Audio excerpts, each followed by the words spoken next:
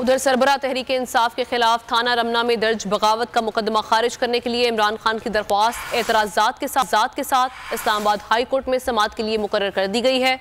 Chief justice आम कल समाअत करेंगे।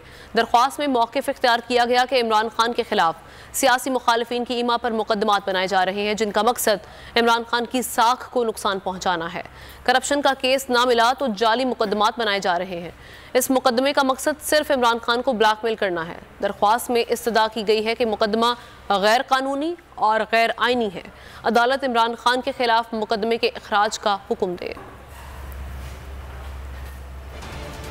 तो नजर आ रहा है सामने लिखा हुआ है जुल्म मिटने के लिए। दो चीजों से मिटेगा भाई, एक अदल की कुर्सी पे जो लोग बैठते हैं ना, वो अदल के हिसाब से फैसले करने लगे। दूसरा कौम निकल खड़ी उस जुल्म के खिलाफ, तो जुल्म खत्म हो जाएगा। या इन दोनों में से कोई एक चीज हो जाए या दोनों हो जाए। अगर 420 का मुकदमा था, उस वक्त अदलिया में जो लोग बैठे हुए केस देख रहे थे वो पूछते ना, यार चीट हुआ कौन है। जब उनको दिखता कोई चीट नहीं हुआ, केस खत्म कर देते।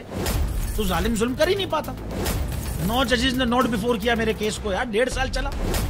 शख्सी जमानत का केस, सेम केस इस्लामाबाद में कर दिया। एक ही इल्जाम पे 2 केस हो नहीं सकते भाई। मतलब 60 दिन का वक्त होता है। 102 दिन के बाद मैं जीत गया, केस बरी हो गया। 102 दिन के बाद अपील फाइल की, एक्सेप्ट कर ली। नहीं करते ना एक्सेप्ट, खत्म हो जाता ना जुल्म यार।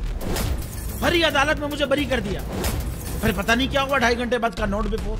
मैं नहीं सुनता ये केस, खड़े रहते अपने फैसले पे, मिट जाता जुल्म। अल्लाह ताला ने बिठाया इन कुर्सियों पे इनको यार, ये अल्लाह ताला की तरफ से फैसले करने हैं। तो या तो ये फैसले आएंगे, जुल्म मिट जाएगा, या कौम खड़ी हो जाएगी जुल्म के खिलाफ।